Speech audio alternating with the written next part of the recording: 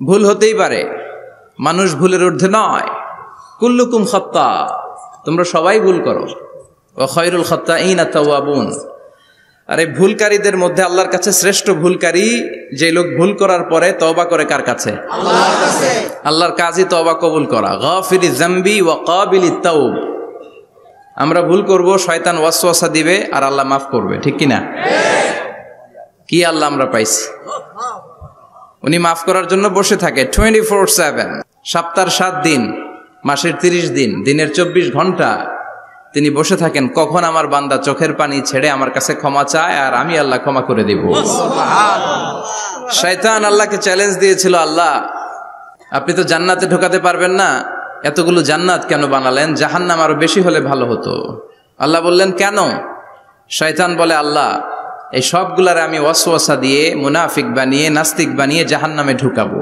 আমি চ্যালেঞ্জ দিলাম, ডান দিক থেকে ধোকা দেব, বা থেকে, সামনে থেকে, পেছন থেকে, নিচ থেকে, রগের শিরা উপশিরায় ঢুকে, মাজরাত দাম যেখান দিয়ে রক্ত চলাচল করে ওখানে ঢুকেও আমি ধোকা দেব। তো আপনি জান্নাতে ঢুকাবেন কেনমে? আল্লাহ বললেন তুমি আমারও চ্যালেঞ্জ দাও, এত বড় সাহস? আমি তো সব রাজার বড় রাজা, মহারাজা। চিৎকার করে বলেন ঠিক কিনা? মহারাজার সাথে চ্যালেঞ্জ দেয়া যায় না। তুমি আমাকে চ্যালেঞ্জ দাও, ওকে ডান, আই টেক ইউর চ্যালেঞ্জ। আমিও তোমার চ্যালেঞ্জ নিলাম। তুমি আজীবন ধোকা দিবা, আজীবন তুমি গুমরা করবা, বেনামাজি বানাবা, জালিম বানাবা। কিন্তু আমার বান্দা কোনো তাফসীরুল কোরআনের মাহফিলে এসে, কোন এক ওয়াক্তের নামাজে মসজিদে ঢুকে, অথবা মাঝরাতে ঘুম ভেঙে গেলে তাহাজ্জুদের জায়নামাজে চোখের পানি ছেড়ে যখন ক্ষমা চাইবে, আমি সব গুনাহ মাফ করে দেব, তুই কি করবি? চিৎকার করে পড়েন আল্লাহু আকবার। এজন্য ভুল নাই এমন কোন মানুষ নাই, ভুল হয়নি শুধু নবীদের, এজন্য তারা মাসুম। আহলুস সুন্নাহ ওয়াল জামাআর ইতিকাদ হচ্ছে নবীদের কোনো ভুল নাই, ঠিক কি না? ছোটখাটো যে ব্যাপারগুলো ঘটেছিল সেগুলো আল্লাহ অবশিষ্ট থাকতে দেননি, সেগুলোকে আল্লাহ ঠিক করে দিয়েছেন। চিৎকার করে পড়েন সুবহানাল্লাহ।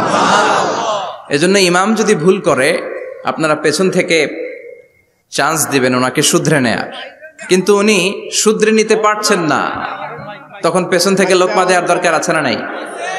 তো এই জন্য ইমাম যদি ভুল করে পেছন থেকে শুধরে দিতে হয়। ইমাম শব্দের অর্থ নেতা। মসজিদের যিনি ইমাম উনি আমাদের নেতা, আর সমাজে যারা থাকে তারা কি কয়? পাবলিক। এরাও নেতা। সমাজের নেতা তো আরো বড় নেতা, ঠিক কিনা? নেতা যত বড়, ভুল করার সম্ভাবনাও তত। এজন্য মসজিদের নেতাকে যেমনি আমরা শুধরে দিয়েছি, সমাজের নেতারাও ভুল করলে শুধরে দিতে হবে। চিল্লায় বলেন ঠিক কিনা? এজন্য আপনার এই আমানত যে কোনো জায়গায় ব্যবহার করা যাবে না, যাকে মন চায় তাকে ভোট দেওয়া যাবে না।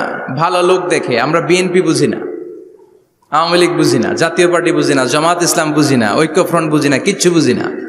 আমরা সাধারণ মানুষ বুঝি, যারা ইসলাম প্রিয়, যারা কোরআন প্রিয়, যারা আল্লাহকে ভালোবাসে, যারা জনগণের সুখে দুঃখে থাকে, তাদেরকে আমরা ভোট দিয়ে জয়যুক্ত করব। চিৎকার করে বলেন ঠিক কিনা? আল্লাহ আমাদেরকে সহি সমঝ দান করুক, আমরা পড়ি আমিন। আসুন আমরা ফরমালি আজকের এই বিশাল প্রোগ্রাম থেকে আল্লাহকে অফিসিয়ালি একটা থ্যাঙ্কস জানাই, ধন্যবাদ জানাই যে আল্লাহ তাআলা এত রাতেও এই চমৎকার পরিবেশে বসবার তৌফিক এনায়েত করে দিয়েছেন। নির্বাচনের কারণে এত বড় গ্যাদারিং করা যায় না, আসলে এটা বাস্তবতা।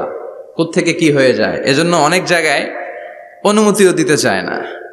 আবার অনেক জায়গার জনপ্রতিনিধিদের আবার অ্যালার্জি আছে, এরা মাহফিলের নাম শুনলেই অ্যালার্জি শুরু হয়ে যায়, আছে না নাই? এই এলাকার জনপ্রতিনিধি খুব ভালো, ইসলাম প্রিয়, এত বড় গ্যাদারিং কিন্তু কোনো বাদ সাধে নেই, তার মানে এরা ইসলামের পক্ষে, ঠিক কিনা? যারাই ইসলামের পক্ষে তাদের জন্য আমাদের অন্তর থেকে দোয়া আছে না নাই? আর যারাই ইসলামের বিপক্ষে, whoever you are, I don't care, তুমি যেই হও না কেন, তুমি যদি ইসলামের বিপক্ষে যাও, তোমার জন্য আমার অন্তরে এক ফোঁটা দরদ নাই। এজন্য যারা এই প্রোগ্রামের অনুমতি দিয়েছেন তাদেরকে শুকরিয়া জানাই। পুলিশ প্রশাসনের ভাইরা অনেক সময় এসে থাকেন, তাদেরকেও শুকরিয়া জানাই। মিডিয়া কর্মী তো আজকে অনেক চলে আসছে, আমাদেরকে এখন কথা বলতে গেলে অনেক মাপযোগ করে কথা বলতে হয়। এজন্য মিডিয়াটাকে আমাদের ভালোভাবে কাজে লাগাতে হবে। সম্মানিত ভাইরা, আসুন আমরা অফিসিয়ালি আল্লাহকে একটা থ্যাঙ্কস দেই যে আল্লাহ তাআলা আমাদেরকে এখানে আসার বসার মহাবিশ্বয় মহাগ্রন্থ আল কোরআন থেকে কথা শুনবার তৌফিক এনায়েত করলেন। আমরা হৃদয় নিংড়ানো মনের সবটুকুন ভালোবাসাকে উজাড় করে দিয়ে সিংহ শার্দুলের মতো গর্জন করে আকাশ বাতাস প্রকম্পিত করে মন প্রাণ বুক মুখ একসাথে করে দেহের সবটুকুন শক্তি গলার মাঝ বরাবর এনে চিৎকার করে পড়ি রাসূলের শেখানো শুকরিয়া বাণী কালিমাত শুকর আলহামদুলিল্লাহ। সবাই পড়েন রব্বানা লাকাল হামদ হামদান কাসীরান তাইয়িবান মুবারাকান ফীহি।